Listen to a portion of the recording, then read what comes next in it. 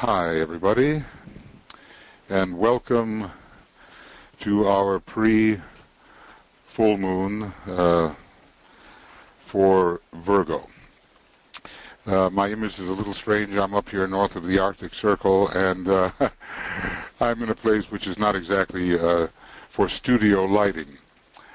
So that light that's above my head, well, you know, obviously it's supernatural and not just something in the ceiling. The actual time of the full moon will be at 6:35 and 9 seconds p.m. GMT, or Universal Time, and that's tomorrow. So that's tomorrow late afternoon for or early evening for those who are in Europe. That's Greenwich Mean Time, and we will be starting also a Virgo full moon webinar at 5 o'clock GMT, about an hour and a half before the actual full moon, and we'll be transmitting without our usual equipment, so hopefully everything will work out just fine, and if not, we will record it for you and send it to you via video, but I anticipate that we will be able to manage. There is in the chat box the link, well, really two links. There's the link for the upcoming actual full moon moment service meditation broadcast. That's there. And also, for those of you who are interested in the Seeds of the Infinite SOTI webinars, the fourth one is coming up at the gracious hour of 2:15 in the morning, Greenwich Mean Time, just coming up in just a number of hours from now. So the link is there for that as well. And Joe on our staff may have been sending you some handouts related to Virgo. I have some things I'm going to be reading that Francis Donald appended to his artwork on Virgo, but maybe not reading the entire two texts, but part of them, and then I think the other texts might be available to you in handout form. I understand they're coming out with a new movie. It's Ghostbusters, right? The old Ghostbusters movie is maybe 30 years old or something like that, and as you can see from my image, I'm auditioning for one of the important parts. Okay, here we have the Jafra image for Virgo, and also the banner. I am the mother and the child, I God, I matter am. All the three aspects of divinity are actually included in this triple sign, just as in Scorpio, another triple sign. We oftentimes think that Virgo is only the mother aspect, but as we can see from the mantra, I am the mother and the child, and also God. I God, I matter am. I am God, and I am spirit, and I am matter as well. So all three are united. The ordinary ruler of Virgo is Mercury, and Mercury is not only the exoteric ruler of this sign, but it is also the exalted planet in this sign, which is very interesting because it has its greatest strength in the sign Virgo, which is one of the truly intelligent signs, or at least it inclines towards intelligence, and that was built up in the previous solar system when Virgo was very prominent, we're told by DK, in the latter part of that solar system, with Cancer being the earlier part of the solar system. So this is really intelligence in matter, but it's also the kind of intelligence which helps the Son of God, which is the soul, which is what we all are in a sense, emerge through matter. So it knows how to handle matter in such a way that the divine Son can emerge in expression. So that's the exoteric ruler, but also a very high exalted function as well. We have the moon, which is also a ruler of Virgo. We don't normally think of that, but in esoteric astrology it is. And that moon is veiling two planets. The moon, we are told, has no real radiation of its own at this time. It has kind of a, oh, well, Madame Blavatsky is not too complimentary about what the moon is right now. Our moon, it's kind of a decaying mass, and it gives off a kind of effluvia, which is very noxious for Earth beings, but it's getting smaller and smaller, and by the 7th round of some kind, either a chain round or maybe more probably a scheme round, the moon will have entirely disappeared. But for the moment, it represents our lunar vehicles. And that's our normal personality of body, emotions, and lower mind. And in the case of Virgo, the moon is veiling not only Vulcan, which stands for the etheric physical nature, which will be certainly greatly perfected during the age of Aquarius, but it also, and this is maybe not as fully realized, stands for Neptune as well. The moon veils Neptune, which brings in the Christ consciousness and the purification of the emotional nature. So two aspects of man particularly are handled with this esoteric moon, giving a new form of purity to the etheric physical nature, and a type of purity as well to the emotional nature. The mind is so thoroughly covered here that the moon doesn't need to veil the planet Uranus as well as it does in the sign Aquarius.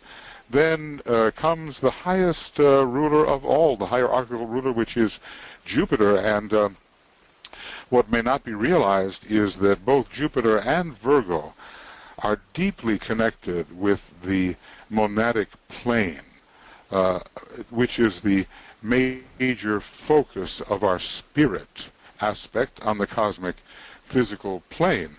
And there is a great service and benevolence aspect to what the monad does on its pilgrimage. It descends through 5 levels of matter, the 5 superhuman and human areas, those 5 planes lower than the monadic, and it's on a mission of redemption to raise up the lower forms of matter towards self-consciousness, which is what always must be done by the higher energies as they contemplate the state of the lower. So Jupiter is opening the door of the womb to the true benevolent Christ consciousness, and the monad has about it quite a bit of the second ray as well as the first ray, and I'll get into that, but it's a combination of the 1 and the 2.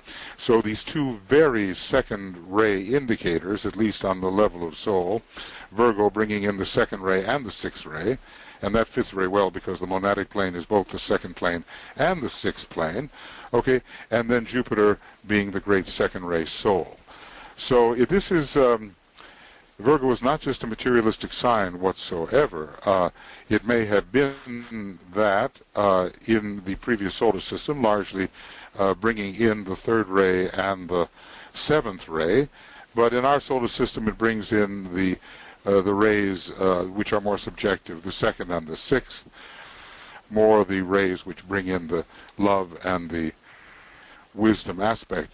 We see here in the Jafra illustration that it's very much related to the angel kingdom, and the many different forms of elemental and Davic lives are much ruled by Virgo because in a way they are the servants of humanity. Now it's been said about the angel kingdom, that Well, some of them obey man. Some of them are the equals of man and cooperate with him, and others are so high that man must learn to obey them. So the great feminine aspect is illustrated here, and we realize that the Deva kingdom, in a way, is a feminine kingdom, just the way humanity is a masculine kingdom. When you put together the Sphinx, the Leo and the Virgo part of that Sphinx, we have not only the illustration of higher and lower mind, which Master DK does point out, but we have as well an understanding of the human kingdom, Leo, the most human of all the signs, as Master DK tends to tell us, and then the feminine kingdom, the Virgo. So the redemption of matter is very, very important in this Aquarian age. We are told that Aquarius will release Virgo from her burden. Of course, Aquarius carries a very heavy burden itself, so the release is only to bear the burden of the world. There are many galaxies in they're called the Virgo cluster, and it opens our consciousness to the great wheels which spin in space. Some people have thought, well, maybe the secret doctrine really excuse me, is trying to say that the entire universe is really one great wheel which makes one great turn. We could look into that at some point. I think it's very interesting. But all questions of the fruitfulness, the fertility, the nourishment of all kinds are coming through Virgo. And there's all kinds of nourishment, you know, in some of the rules that DK gives in the rays and the initiations. We understand that we are not only nourished from the lower kingdoms that provide the sustenance of the body, but we are nourished from the kingdom of souls. We're nourished from the kingdom of planetary lives. We're nourished from the kingdom of solar lives. We're nourished from the higher planes, and Virgo represents that nourishment. In a way, the monad is the one great sustaining nourisher of everything we do, and if the monad stopped that nourishment, we would simply, as extensions of the monad, as projections of the monad, we would simply disappear. So we are being nourished from above and from below, and that is one of the great symbols of Virgo, or that which Virgo stands for. There's so much in these illustrations, but I know that you ponder on them yourselves, of course. Now, I'd like to go to Francis's, I'll say a little bit about them, and in the hope that you will also be receiving these texts which he has written up in preceding years, and now, you know, he's on to his work in sacred geometry, which are wonderful webinars, so I hope you're able to attend those. But here is the first illustration. It's of the Mother Goddess at her loom, and she's weaving, and she's pregnant, and she is having the three planetary rulers indicated in her jewelry, as he is telling us, the caduceus of Mercury, the pendant, the lunar pendant, and here kind of a hairpin is the planet Jupiter, which is relating to the head, interestingly enough, and the monad relates to the head, or maybe we could say the heart in the head. But this is the loom that weaves all creation. What does Francis say about it? The archetypal Virgin Mother Goddess, Mula Prakriti, really, that is the great Virgin Mother, sits at her loom in her cave-like workroom. It's not exposed yet to the light of day, and Virgo does represent the cave experience in which you prepare for initiation. With the morning sunlight streaming in, Virgo is the easternmost sign. Well, we're talking about when Virgo rises. It's the easternmost sign. She is just finishing her weaving a design representing the causal body. Well, that is our temple, not made with hands, eternal in the heavens, and we are weaving that forever through our thoughts, words, and deeds, our expression here on the physical plane. The causal body, the vehicle of the soul. embracing this whirling nine-petaled lotus. Well, we use the word nine because Virgo is, in a sense, the ninth sign if we begin counting backwards or clockwise. Embracing this whirling nine-petaled lotus, she has woven a nine-pointed star, which carries the influence of nine cosmic potencies, and DK tells us about that, how with Virgo these are properly received and brought together to make the man what he is, the completed man. They are needed to prepare the personality for the yoke of the soul. It's a heavy burden, and Virgo is always the servant of the soul in a sense, but represents the soul as well. This weaver, let's take another look there at her.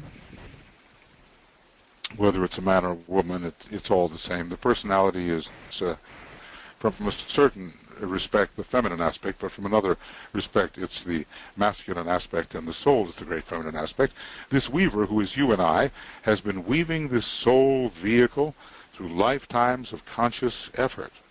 Thousands of lives we've had, gestating the Christ life within through eons of incarnations, and thus painstakingly opening each petal of the egoic lotus one after another. And if we really want to know, I think we can find Virgo elements in all of the activities of each petal of the egoic lotus, but sometimes a particular petal is more associated with a particular sign than other petals are, and in this case, let's call it the sixth petal or the sacrifice petal in the love tier. You know, there are the knowledge petals, the love petals, and then the sacrifice or mental petals. And the sixth petal is Virgo, where we really begin to turn away from our selfishness and begin to sacrifice ourselves for some higher cause, and to do this in a conscious manner.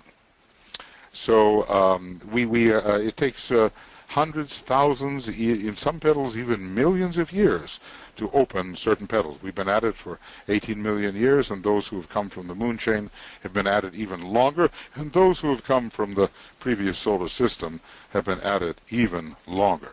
So in this image, the divine spark glows with life in our pregnant weaver. Her work is near completion. She has drawn from the warp of love, light, wisdom, which has come to her through the woof of her countless experiences, and guided by her soul has fashioned with each pass of the shuttle. You see, the shuttle actually brings the threads into a formation. You know, you gather many things, but they have to be woven into form. The shuttle does that. And through each effort made, that consecrated womb wherein the Christ life may be shielded, nurtured, and finally revealed. So there's more to be said here, but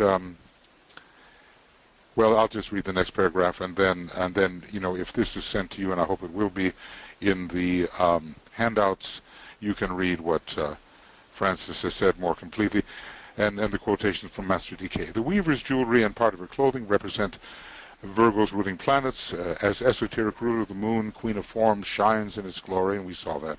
Mercury crowns its caduceus, which rules the bridge of light, or anticorona, between the mind and the intuition.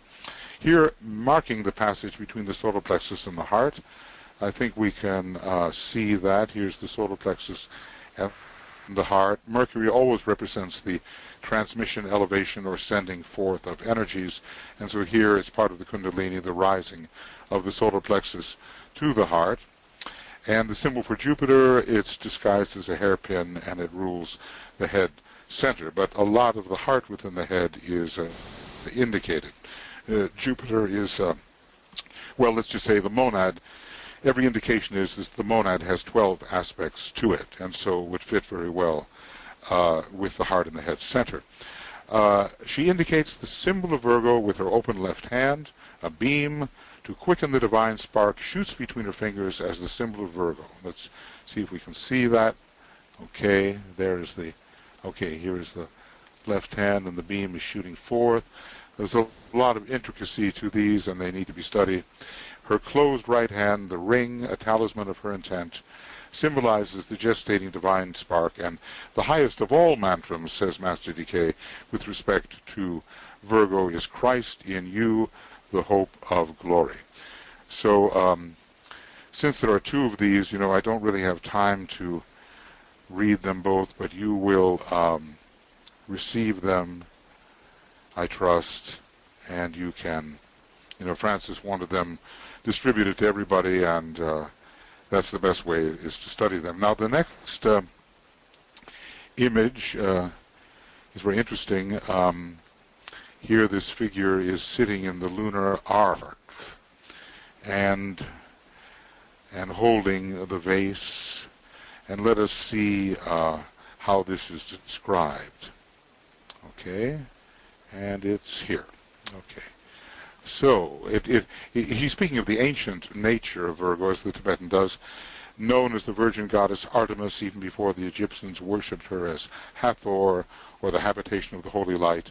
And Virgo comes to us, according to the Tibetan, and this is really interesting, from an ancient Atlantean root name, which was applied to the mother principle in those far-off times. But we're trying to show how ancient this sign really is, because even Atlantis is relatively current compared to the antiquity of this sign.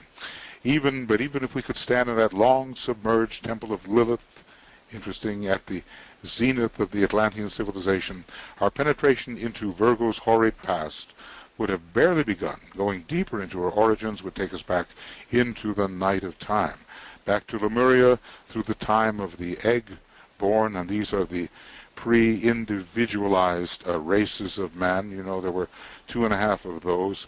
And then across worlds to the moon chain, and on back through schemes, through chains and world cycles, back even through the pralaya that separates this solar system from the last. And as I said, the last part of the previous solar system, a system of great intelligence, was ruled by Virgo. And finally, in the darkest depths of the past, before the sons of God were known, in other words, the solar angels had not yet come forth, in a time when the Mother, Matter, and Holy Spirit reign supreme, we may find the source of Virgo. And, well, the source of Virgo is really the constellation Virgo, but we're talking about the source of Virgo's influence upon our solar system, and I think especially upon our planet, which does relate very much to the element of Earth, obviously. In this image, Virgo sits in her lunar arc, her ancestral home and symbol, revealing to us the light of the world. Both Christ and the Buddha said, "I am the light of the world," and so are we all, and must learn so to identify. From the source of non-being, represented here by the vase, and when we talk about non-being, of course, we mean a form of beingness or beingness, which is so abstracted from anything we know that we just have to call it virtually non-existence. This is the urn of Sat, the Sat urn, the urn of being. Okay, and so the vase represents this. She has taken the seed of that light into herself, and this is the meaning of the moon veiling Vulcan. Vulcan burnishes the shield of Mars, we are told, and brings out the dark light of which our substance is composed, and makes it radiant.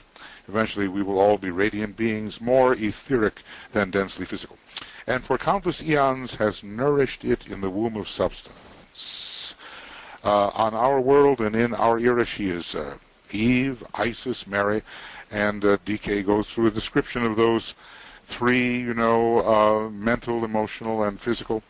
The triple integrated form nature, the third aspect of divinity, whose sole purpose is to shield, nurture, and finally reveal the hidden spiritual reality, and that is very much the function of Jupiter.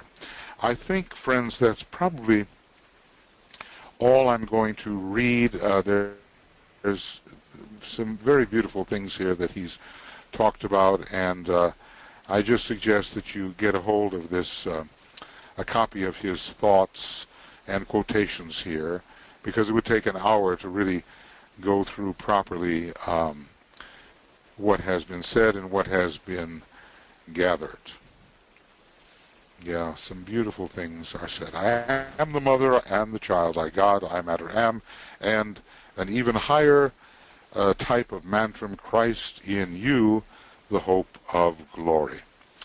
Okay, now I think we have come to the point. I think we have sufficient background. I think, all of us are the feminine aspect, we are the masculine aspect, we are the aspect of the divine sun. Countless are the sun's sons, it says in the Secret Doctrine. The sun's sons are countless, and all of us are all three aspects of divinity. And when the great Mahapralaya comes along, then all the three aspects resolve into one in the great interior, unfathomable, unknown darkness, which is out of all relation with anything whatsoever. And this has been going on forever, but Virgo and will go on forever. But Virgo represents this coming to birth in form, the coming to birth of the sun within the prepared form, and finally the descent of the father aspect into the sun and through the mother, and then all three again are one, and the great light breaks forth, the unfettered light of Shambhala, as we call it, in our own little tiny system, and one can only imagine. I mean, this is an immense light, so immense that for us it's dark light. We don't have any idea, really, people like us, what's going on in Shambhala or what the unfettered enlightenment reveals. DK tells us a little bit about it, but just imagine the comparison. And when we go on to the intensification of light that occurs in solar systems and in constellations and in, on and on, galaxies and supergalaxies and so forth, it just is an ever-intensifying revelation of the light through form until the great escape is made and the universe is resolved back into its origin. About some of that we will speak this morning at 2:15 a.m. when we're doing the SOTI webinar number 4, the source of it all and some of the names for that nameless source. Okay, so let's look here. If I could find it, there it is. There's our meditation. Okay. So now we will begin our effort to enter into the service of the immediately present, as it is called. All of it is an appearance in form, and sometimes we think it's not real, and it's not real, but it's as real as anything else, because there's nothing other than the one infinite being, and everything one can possibly perceive is, in Master DK's words, an externalization of the one infinite being. So we're in this day of holding. We've been through the days of safeguarding and receiving, and we're holding our orientation via the Antikarana towards the revelation of the soul and the triad. And we will, before long, enter our day of true. Actually, that's what it is. I misspoke here.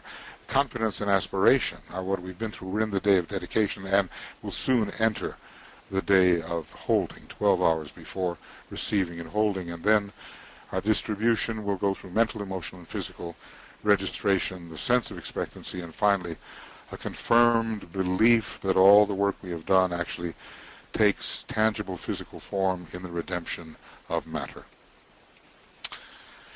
Okay.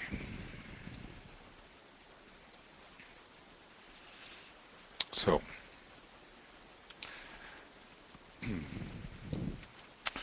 let us quiet all the aspects of our personality, the physical etheric nature, the sentient feeling nature, and even the many thoughts, all subdued and quieted. so that we can begin to receive and transmit that which comes from a higher source altogether.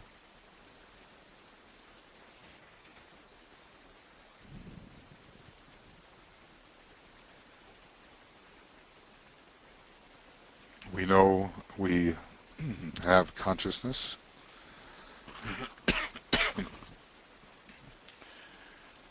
We are a unit of life, a unit of being, which is inseparable from the one being and the one consciousness, but in the circumscribed state in which we exist, we can think of ourselves as a unit of being, consciousness. We are the soul in incarnation, faced with these presentations that we call physical, etheric, astral, mental.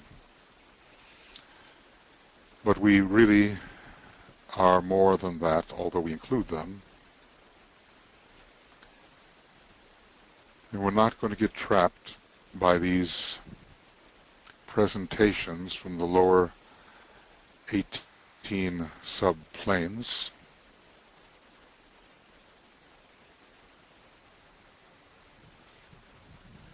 We're going to fade into, slip into, merge with another world which is always here.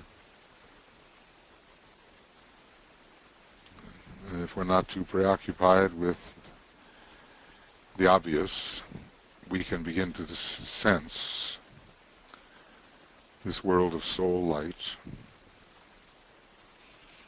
and soul love, which connects us in the unity.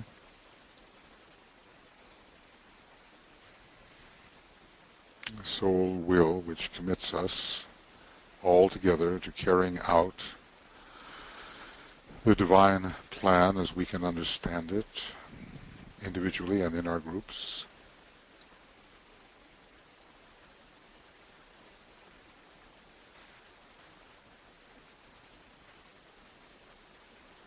So we're really meeting each other, not as personalities scattered all over the world in physical locations, but we're meeting ourselves on the plane of soul and in the unity and in the light and in the mutually shared sacrifice.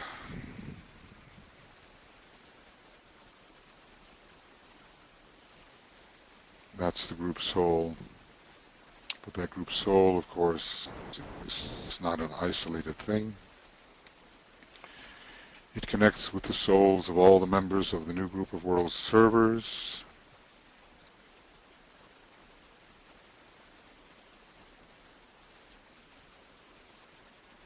And all the men and women of goodwill, all unified together in this higher realm, which is not of the separative personality.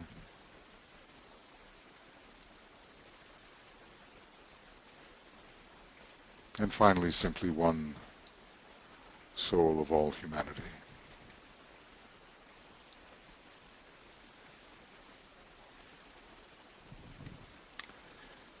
There's no my soul or thy soul, really.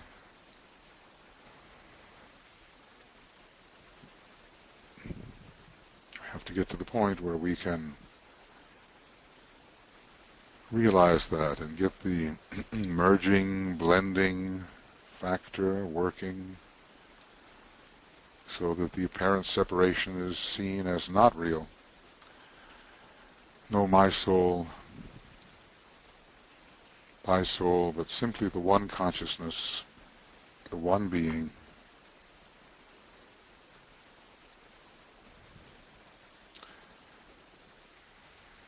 And then we can say, as the word reverberates through the silence, naught is but me. The capital M. E, but me.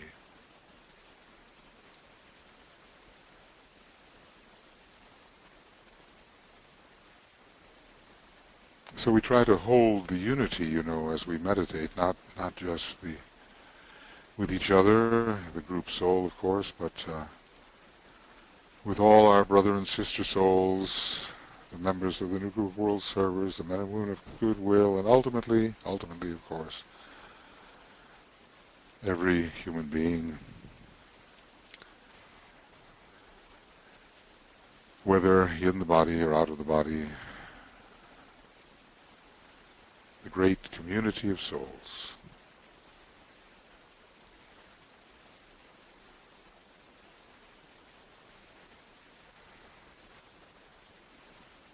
We learn to commune with each other on soul levels. It's just the beginning of our real spiritual journey.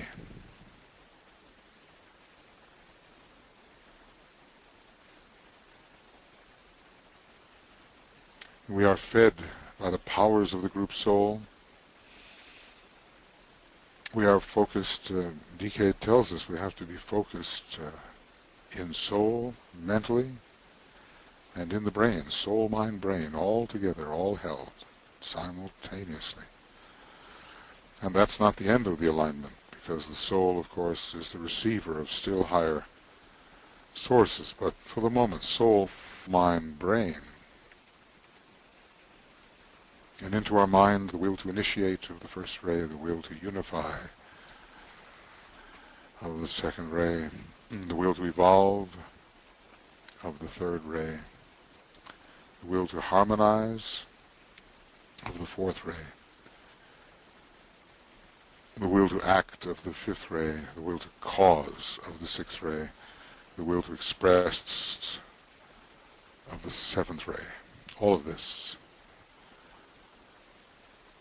our intensely mental focus, which receives the light of the soul and controls all things on the outer planes, receives these aspects of soul will.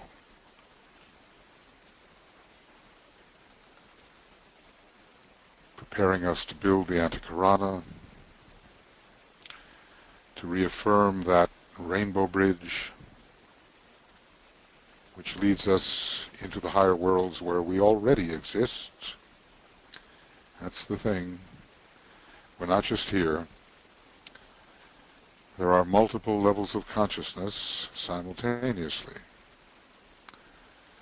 And the greater part of ourselves is far more conscious than the lesser part of ourselves. And even now, the monad which we are is conscious of the great identity, or identicality of all things, the spirit, the unchanging spirit in all things.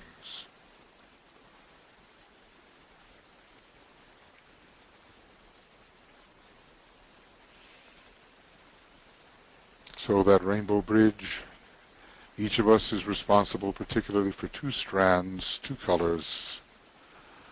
One the color of our soul ray, the other the color of our personality ray, and if these are not known, the color indigo, which is the major second ray color of our solar system and planet at this time, can be used. That point of intensity on the mental plane, having drawn up the personality energies, uses the creative imagination to send forth those two colors. Red, first ray; blue, second ray, indigo especially; green, third ray; yellow, fourth ray; orange, fifth ray. There are many colors for each. The rose color for the sixth ray, or the blue, and then the violet, seventh ray. And we take a little time to imagine that rainbow bridge extending into the higher worlds. We necessarily, think in terms of form and space. Of course, the real thing is not that. But it's a method. So use your two colors according to your soul ray and personality ray as you presently conceive them to be, or perhaps know them to be.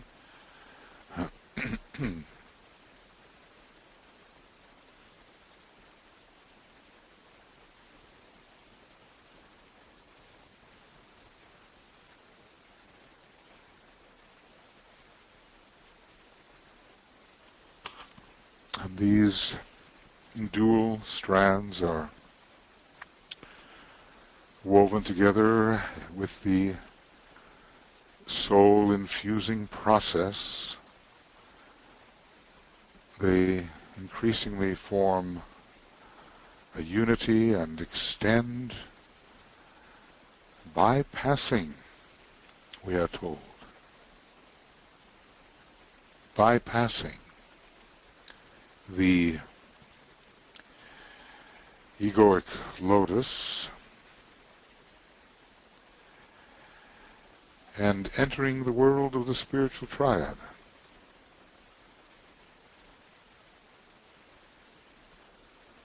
So our focus and consciousness will touch the abstract mind, the intuition or buddhi, the atma or spiritual will. We imagine that happening. We can touch those worlds. The Father comes forth to meet the returning Son. And eventually into that, well, how will we symbolize it? That great temple of Ezekiel, that blue-white diamond, a jewel in the crown of the planetary logos, that 12-fold something where pure being is as strong as it can be within our nature.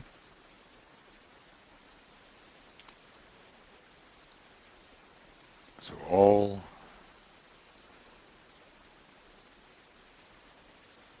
the colors rise, come together, the 7 colors of the group Rainbow Bridge forming a kind of funnel leading to being, to the world of being. And we're going to, as we normally do, we'll use our second ray mantram. I see the greatest light. And we will sound the Om while we think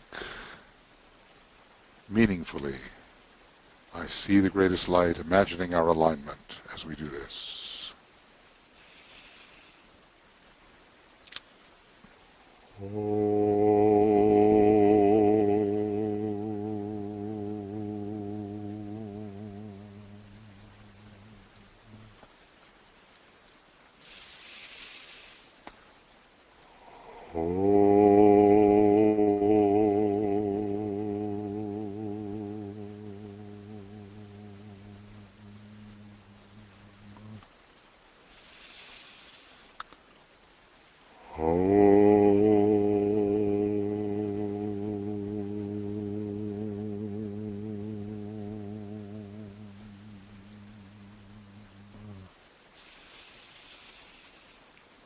Radiant white light rises from each of us across the bridge, touching us, touching our higher aspects and opening ourselves, our lower selves, to the downflow of the aspects which have more to do with the Father in heaven than even with the Son.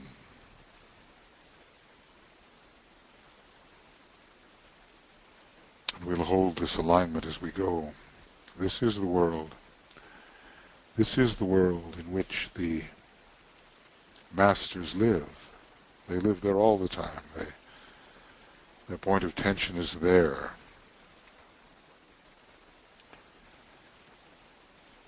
It's largely Buddhic at this time, but some of the masters, of course, they've achieved something of the atmic nature, the fifth plane from below, the fifth initiation, so of course they've achieved that, and working towards the monad, the full monad being the Chohan. They live in this world of the higher ethers, and we, when we salute them, when we declare our alignment with them, our intention to serve in cooperation with them, when we do that, we strengthen ourselves and make ourselves more useful. This is the purpose of our salutations to the Great Ones. This is not something I dreamed up. It is in some of the meditations which DK has given to his inner groups, and is very practical. So let us begin from the plane of soul, as it were, but holding mind and brain as well in alignment and connected with the triad and in sight, in feel of what being is. In the monad, we offer our salutations to the Great Ones.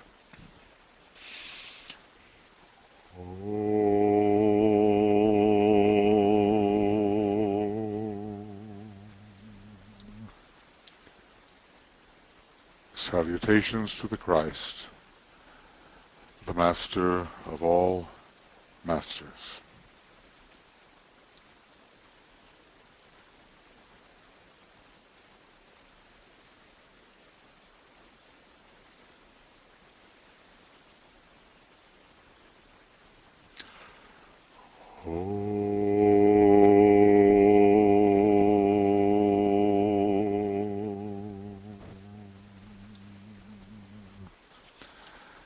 Salutations to the triangle of masters with whom we most closely work, the Master M, the Master KH, the Master DK. Christ seen at the center of that triangle.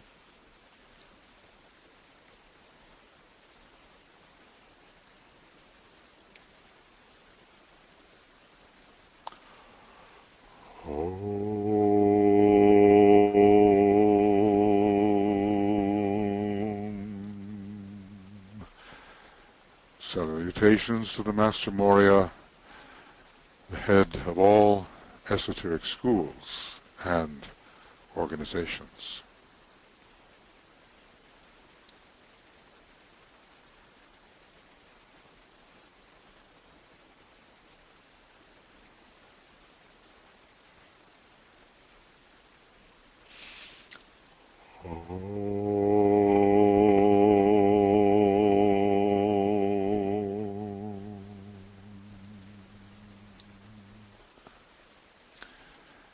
Salutations to the Master Kuthumi, whose ashram has the most to do with the preparation for the reappearance of the Lord Maitreya, the present Christ.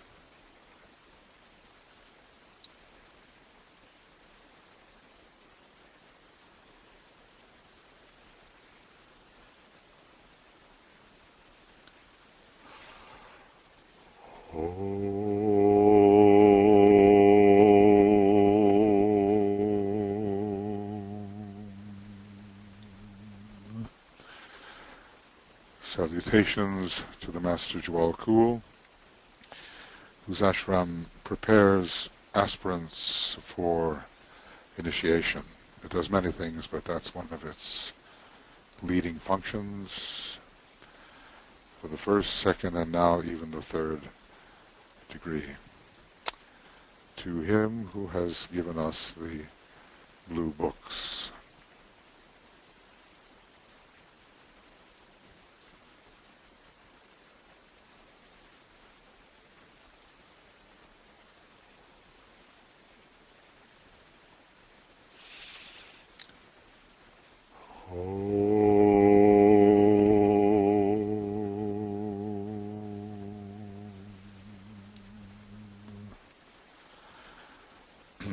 Salutations to your own Master, as you know him to be or conceive him to be.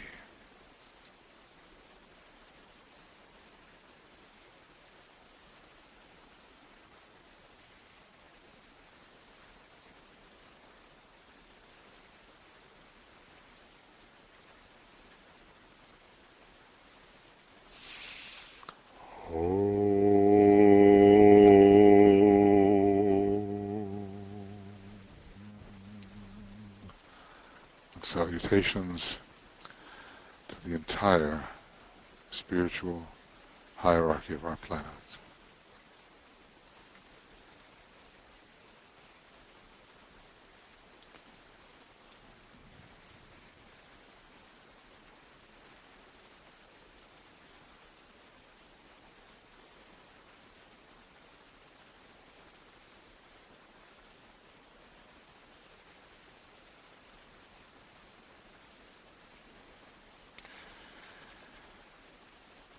And as a group, and with reverence and in all humility, we attempt imaginatively and identified as the group soul to raise our receptivity, our attunement to the great Lord of Shambhala, Sanat Kumara, the great planetary savior, the highest expression of the teaching ray upon our planet, the head of the one fundamental school of occultism in Shambhala. We attune together as a group to as much of this presence as we can.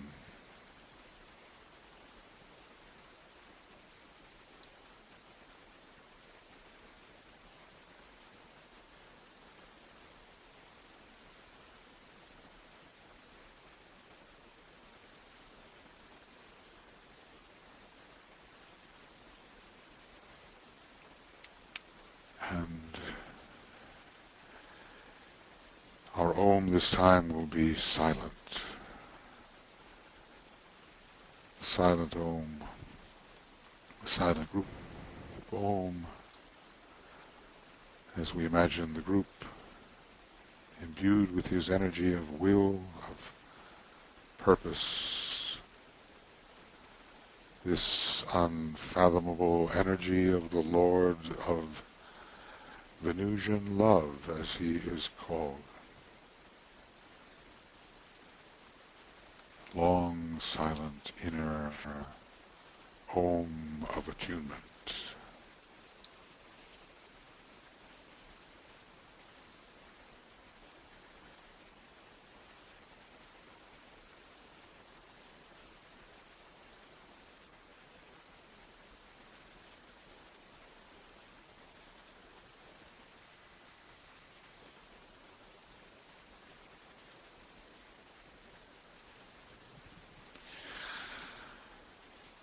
And more as a group and even as individuals we will meet this great being, first as a star, then as an eye observing us and the causal body, and finally, as we are told, at the fifth initiation and not before, face to face.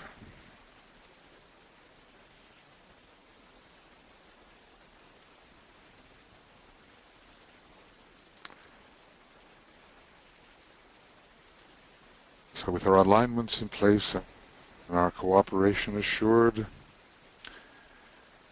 we gather together at a point, at this dimensionless actuality we call a point. It's a point of intelligence, of love, of will, of identity. We conceive of ourselves as consolidated, the meditating group as consolidated at a point. hovering above the golden pathway leading into the indigo sun, where we will, imaginatively at least, meet the consciousness of Master DK, attempting to become, as a group, outposts of his consciousness, this great expert in planetary and solar and hierarchical energies, cosmic energies as well. And let his understanding augment our understanding of the energies we now have available to us and which we want to absorb as a group, make real, and distribute as much as possible. So then, our pathway of gold becomes shorter and shorter, and we, moving with it, we together in non-locality, moving with it until it is absorbed. The gold into the deep indigo blue, and we in the heart of the indigo blue, and let's try to feel that in the heart of the indigo blue.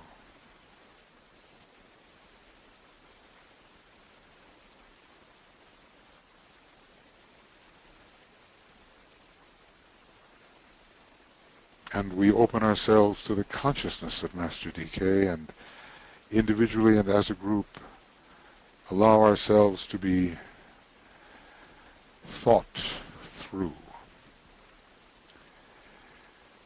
become more receptive to these energies now really, really available to us.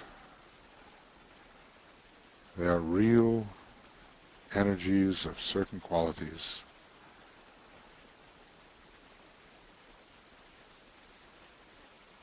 Planetarily, Mercury, as we said, that keen discrimination of mind within the field of matter, and of course later the sun of mind itself, exalted Mercury in Virgo. Then the moon, which is not really the moon at all, but it is Vulcan ruling our physical etheric nature, Neptune, the god of the waters, purifying our emotional nature, responding to love, to buddhi. And finally, Jupiter itself, the hierarchical ruler, the expansion of the Christ principle towards the solar systemic Christ and the cosmic Christ, you know. What is that? Sirius is a great representative of the great cosmic Christ, perhaps Orion is as well, but it goes on and on and on. There's only one Christ principle in all of the universe, and we just go through this tiny series of expansions, but for us they are great. Jupiter opening the door to the Christ principle, the enveloping Christ principle of our God of love, the solar logos, but even on our planet, the second ray is the most important ray at this time. It may be a third-ray planet from the personality perspective, but the most important ray that our planetary logos is expressing, the great ray of love. And Jupiter helps open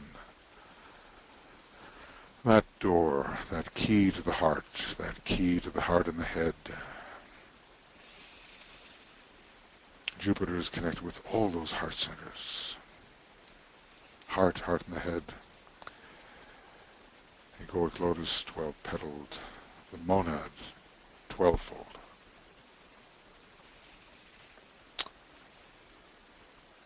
So we're going to meet these energies one by one, bring them as if they were real, which they are, into our individual and group nature. Mercury first. We know his image, how he's represented in mythology with his winged helmet and winged heels. We know the caduceus, the great linking intermediary between so many different energy centers. But Mercury in Virgo giving us that acute ability to focus the mind analytically, lucidly, and reasonably, eventually subject to pure reason, reasonably, so that the birthing of the Christ principle in the heart may be prepared with full intelligence, great analytical soul intelligence of Mercury in relation to Virgo.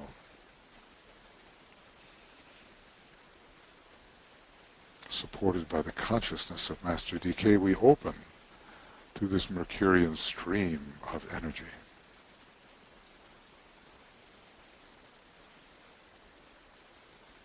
Is it a yellow stream?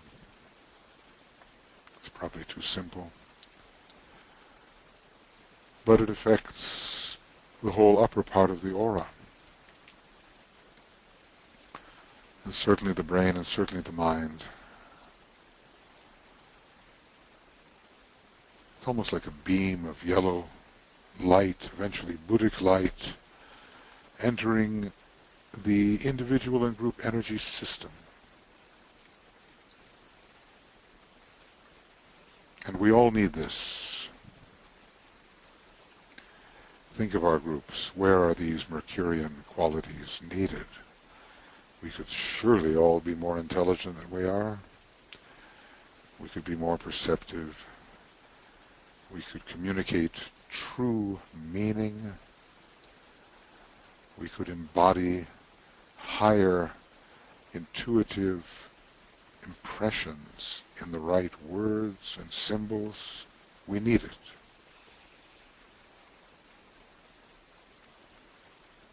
We could decipher this great Maya in which we are immersed, understand the many energy threads woven together which now deceive and baffle us. We could see them as they really are.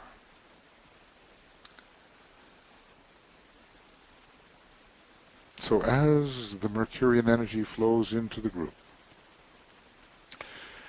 let us sound the Om, seeing the group absorb it and improvements made, and yet more of this energy becoming part of the content of the group's causal body.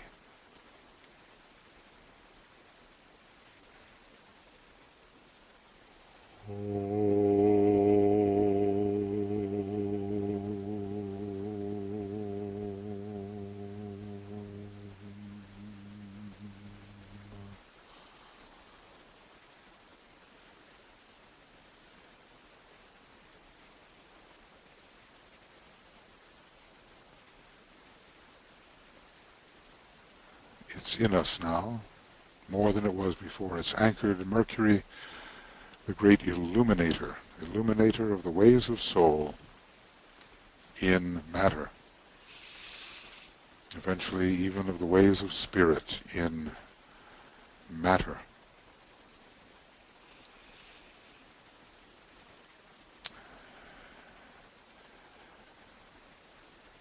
And the way is not so dark anymore, because of the beam of Mercurian light. Mercury, light wisdom, as it is called. The Buddha, Mercury.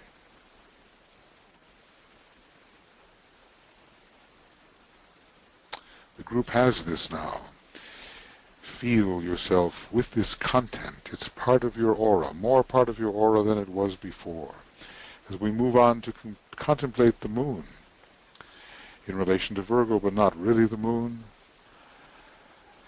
not that actually dead planet, but beams, rays, which the moon veils, just as our own lunar nature shuts out the fullness of the Vulcanian and Neptunian energies until we wear the veil thin and they can manifest in our vehicles. Vulcan holding that form in its grip and persistent willful control until the Christ child is born in the cave of the heart, and that comes under Neptune. Christ is Neptune, a deep connection to Neptune as with Venus. And the one initiator, well, the first initiator, let me say, meets us as Neptune. And Christ is born in the heart. And Christ purifies the astral body. This is all Neptune. So the strength of will, which the true disciple, initiate of the first degree, knows, under Vulcan, and the purification under Neptune, let these flow into the group. We need them. That strong Vulcanian energy, the grip of the soul. One might almost say the fist of the soul. It's a first ray symbol. Holding the personality, bidding it to do the will of the soul, shaping it up.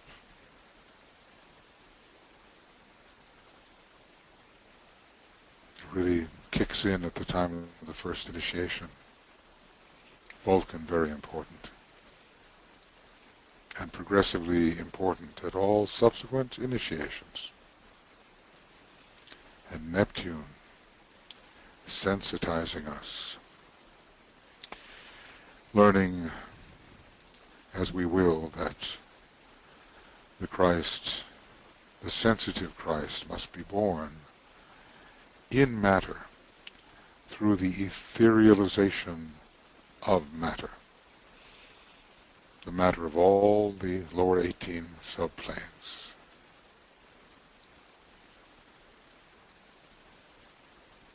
So into our groups, let the Vulcanian energy flow. Shall we visualize it as red-orange? Let the rosy or deep blue Neptunian energy flow in. Let us receive these, improving our group life.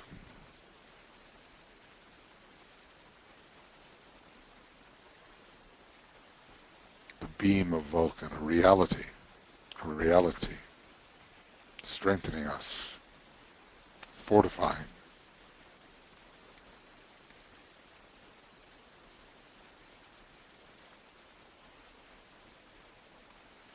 And the great ray of Neptune, the ultimate second ray monad in our solar system. Very different, very contrasting, but both veiled by the moon in Virgo. Rather sequential, I think. Do Vulcan first, and then it prepares the way for Neptune. And in they flow on the sound of the Om.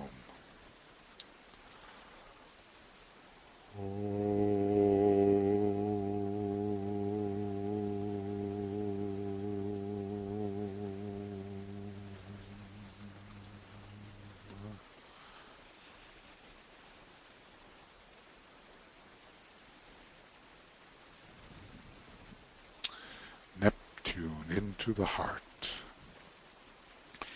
Into the heart in the head. Vulcan into the 7 head centers.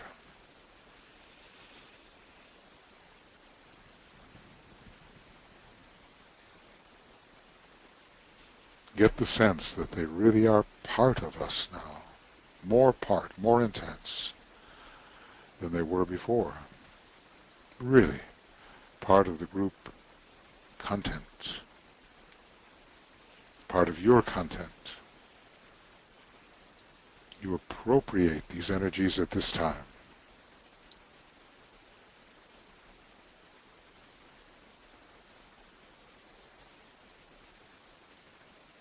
and we'll express them as we move towards the full moon and beyond. Don't just live unconsciously, but express these energies you are absorbing in words and thoughts and deeds, even in your feelings. And finally, the hierarchical ruler Jupiter, the great Jupiter.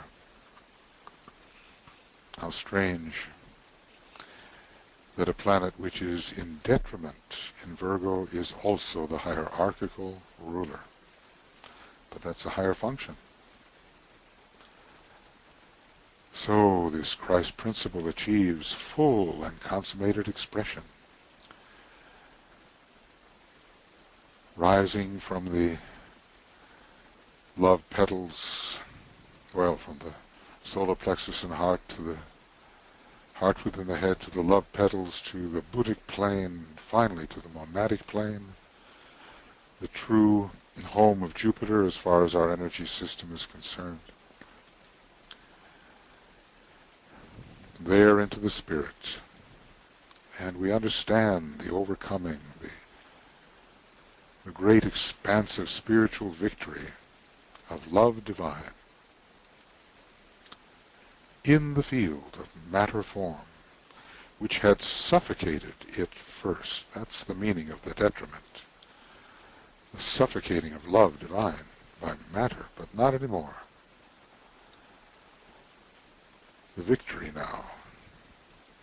Love divine almost dissolving matter form, using it within the field of love.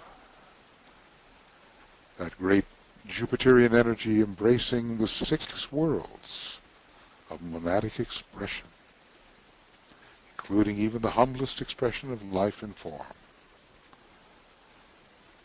Because all beings are one in spirit. So get that sense of great inclusiveness in the way this inclusive monad embraces all the 5 lower planes as the Christ principle emerges and dominates all of the material aspects of our nature.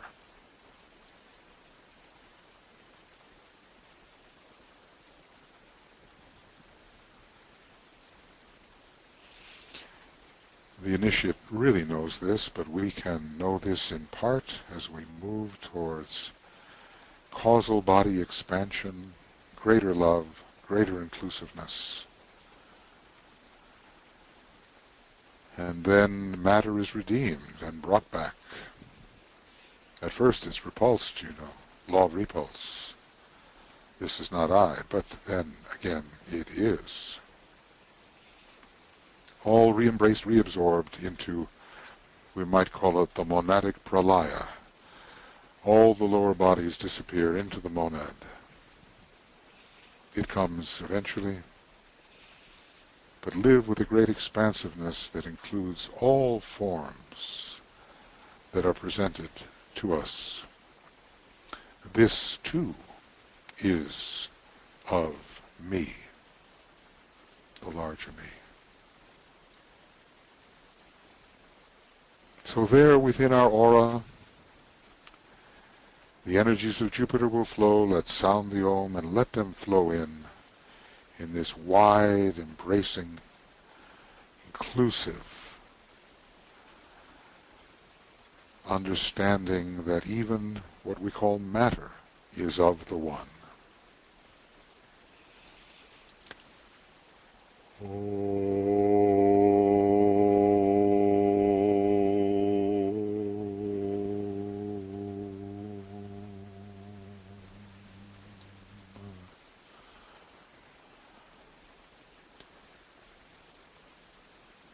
So let it be known that we contain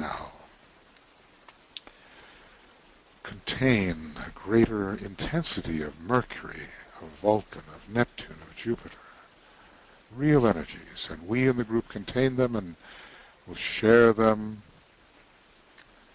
All this is done under the great solar logos, the star of love wisdom, the fire of love wisdom, all in the consuming fire of love wisdom.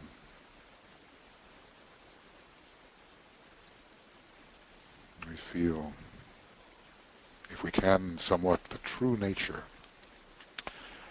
of what the sun is, what it stands for.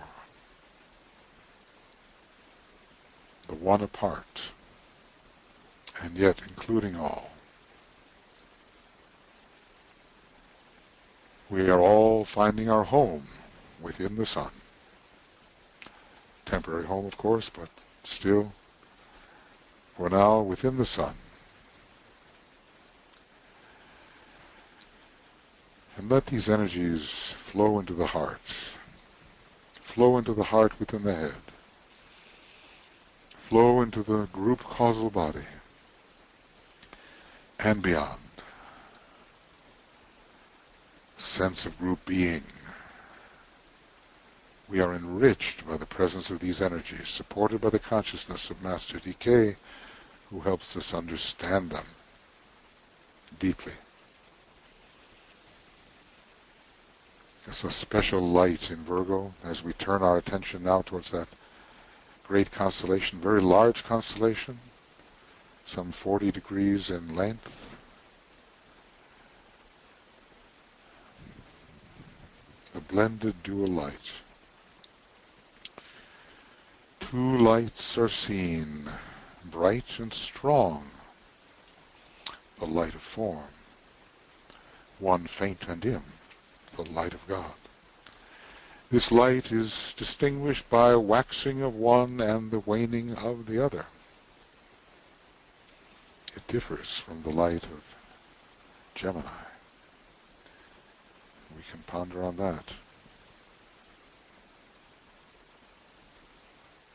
This is an all-inclusive light. It's not a fluctuating light.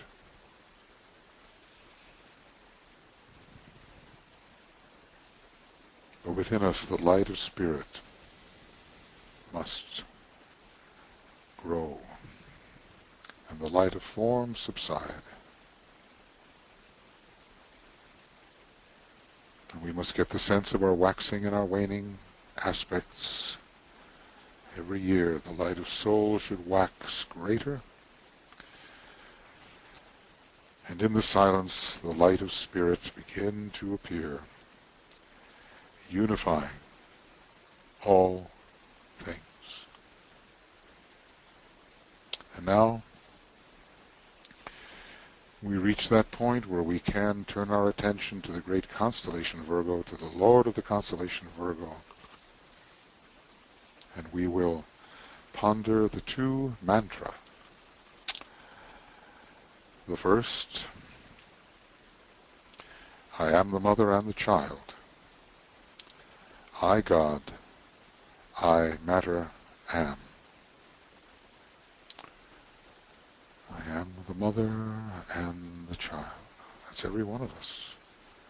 I, God, I, matter, am. Let's have some silence as we get into the meaning and make it meaningful for ourselves.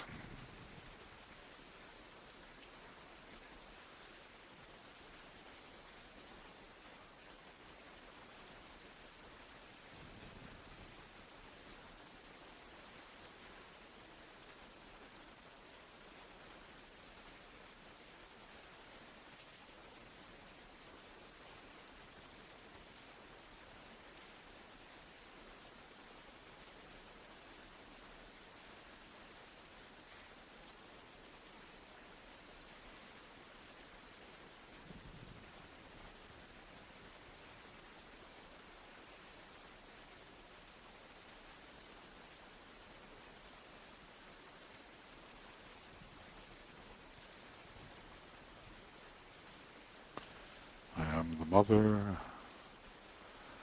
and the child. I, God, I, matter, am.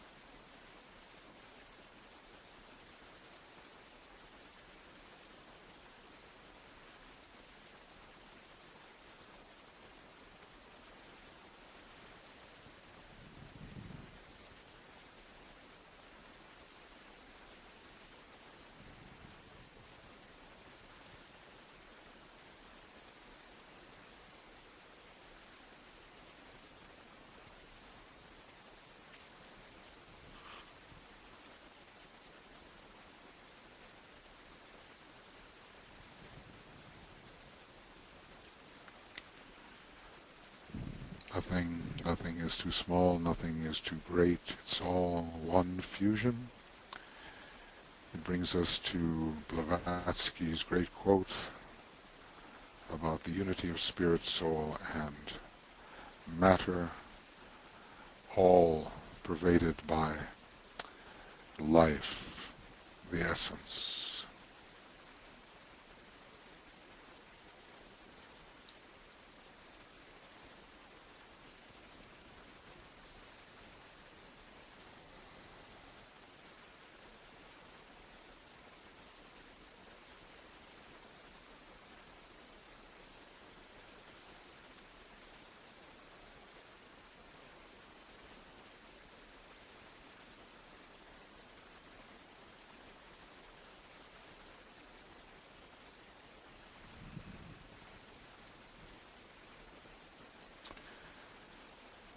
We are cosmically God, the Spirit Father. We are Mother Mula Prakriti. We are that. The ideation of the Father emerging through the Mother and into the objectivity of the Son. The Sun-Sons. We are all three, not one more than the other, all three.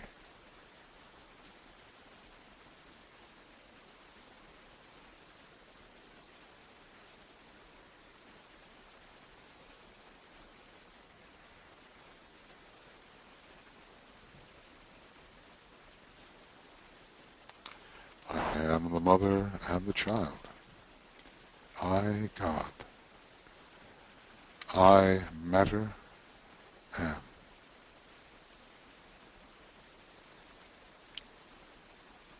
And not just theoretically, but somehow let us know it is the case.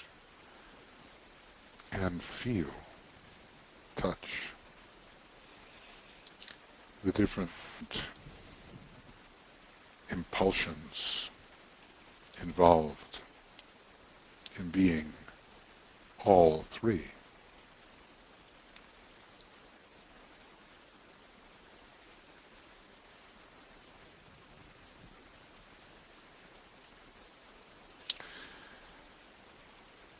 And then focusing particularly on the Sun aspect and on our growing life of emergence from the Mother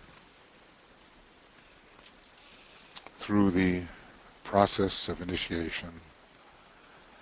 Christ in you, the hope of glory. Christ in you, the hope of glory.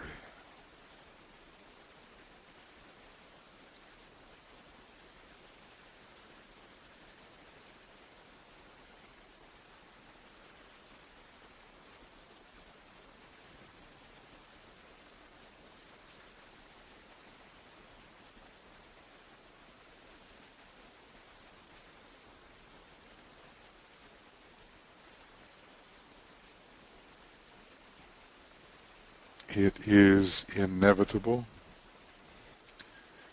The full Christ life of the soul will break forth in every one of us, and in our groups, and in the planet, and on until the utterly cosmic Christ is in his glory throughout the entire universe. And that will not be other than what we are. It is what we are.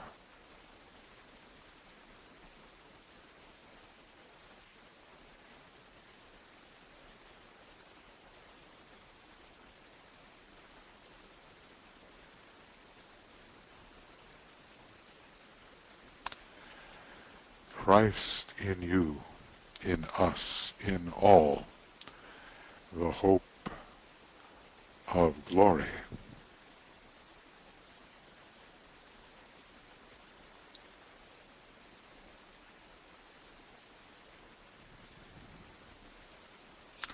And there is no one and nothing that is excluded from this, however temporarily benighted or veiled or unevolved that particular unit of divinity may seem.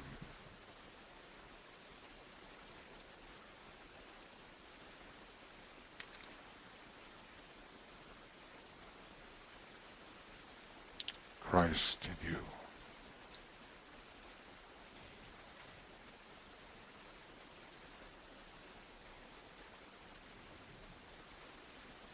The love aspect in you. The hope of glory.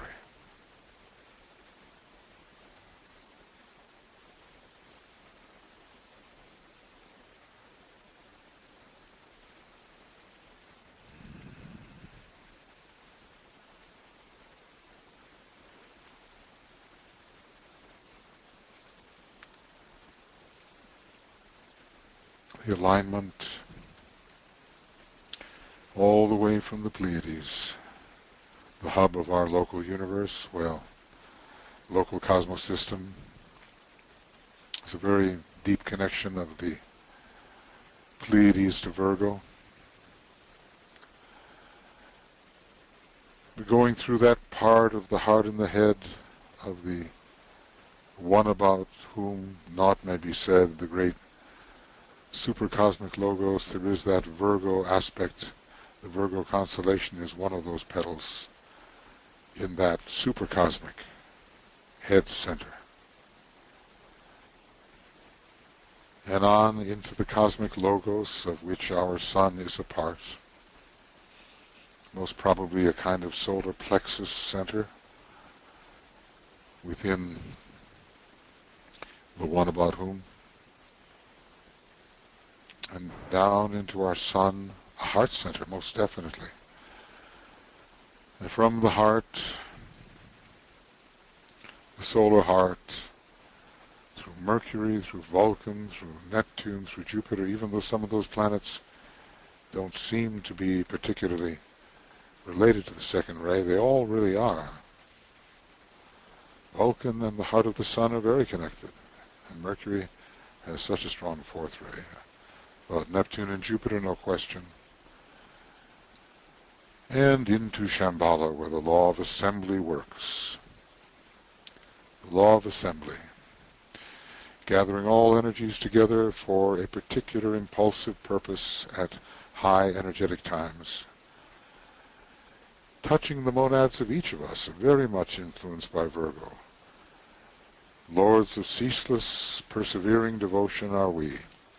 Virgo Pisces, descending into the 5 lower worlds. The Virgo energies sweep on, purifying as they go, redeeming matter as they go. Into the soul nature of us all, instilling in us the will to sacrifice for the sake of love and redemption of the lower, humble lives, which we all have been and are even now. You can't separate yourself from anything. You're everywhere. So, down into our personalities, affecting on the second and sixth ray, particularly the heart center, the solar plexus center, but generally the redemption of all matter, from the very highest, from the one about whom naught may be said, from the hub of the wheel, down into every tiny little atom in all our vehicles, and even the dense physical atom of substance. Virgo, so needed. And we are aligned. We in the group are aligned, and we imagine that the world's servers are aligned, and the men and women of goodwill are aligned, and also, even though most human beings ignore these things, that they too feel something about how matter, our perceptions, how these things are to be handled. Look around the world. Let your inner eye scan the globe. Where is it, do you think, that Virgo is most needed now? It's needed everywhere, but just like every sign of the zodiac, but where for you is Virgo most needed now? And then direct the energy into it and see the improvement take place. Let Virgo and its representatives, those planets and rays, help to archetypalize present conditions.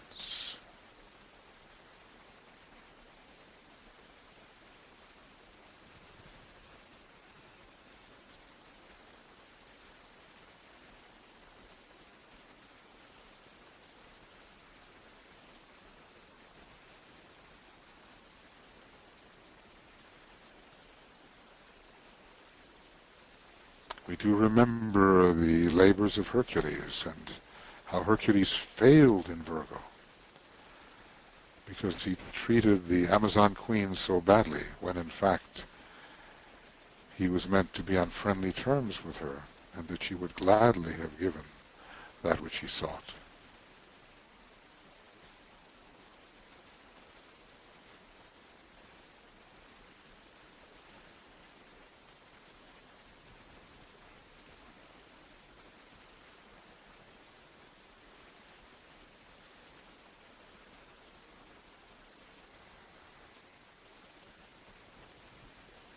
And when we have isolated that condition on Earth that needs this Virgo energy, in our opinion, we will sound an Om, directing the Virgo energy and all of its representatives into that situation, and see the improvement occur.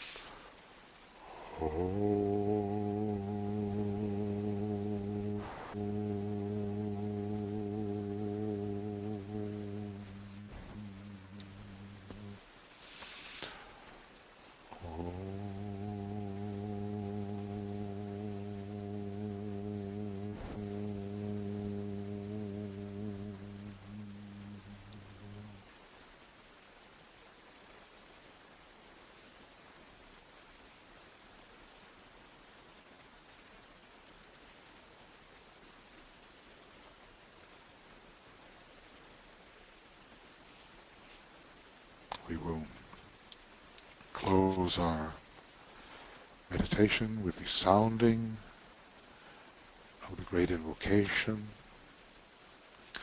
and we will direct the light, love, and power of that invocation into humanity, into our planet. Virgo has a lot to do with our planet becoming a sacred planet in every respect. So together, in group unity, in unity with the world servers, in unity with the men and women of goodwill, in unity with all humanity and with the hierarchy, we will together sound the great invocation. From the point of light within the mind of God, let light stream forth into the minds of men. Let light descend on earth.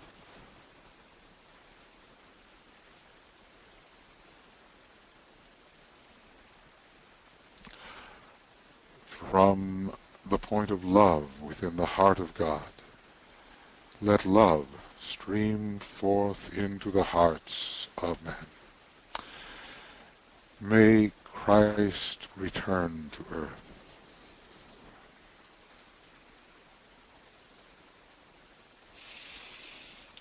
From the center where the will of God is known, let purpose guide the little wills of men, the purpose which the masters know and serve.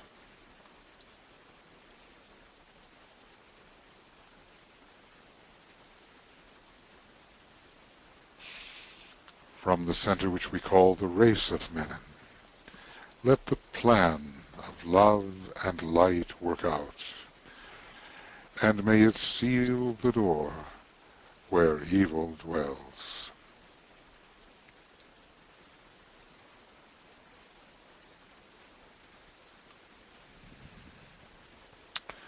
Let light and love and power restore the plan on earth.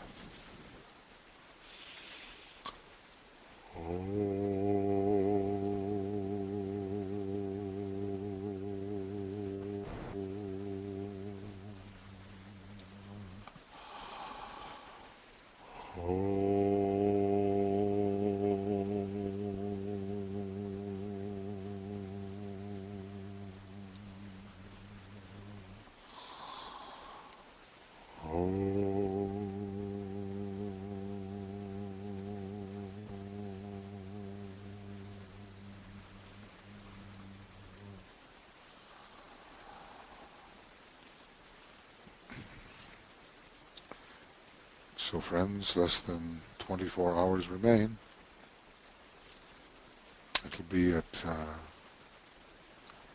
6:35 and 9 seconds p.m. GMT, Universal Time.